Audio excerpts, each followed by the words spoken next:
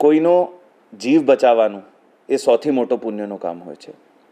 અને એવો અવસર કોઈ પણ માણસને કોટેશ્વર મહાદેવ, આશાપુરા માતાની આશીર્વાદથી જ મળતો હોય છે. કચ્છના ઉપર જે ડીપ ડિપ્રેશન 2-3 દિવસથી હતો, હવે આવતીકાલે સવારે એ ચક્રવાતમાં કન્વર્ટ થવાના છે. ત્યારે ખૂબ જોરથી પવન ફૂંકાશે. પર આપણે નક્કી કર્યું છે કે જીવ ગુમાવવાનું તો દૂર, આમાં કોઈ પણ માણસને એક ઈજા પણ ના થવી જોઈએ. એના માટે આ 3 તાલુકા માંડવી, અબડાસા અને લખપત એનો એક પણ માણસ સવારે 4 વાગ્યાથી સાંજે 4 વાગ્યા સુધી કોઈ પણ કાચા ઝૂંપડા કે કાચા મકાનમાં ના હોવું જોઈએ.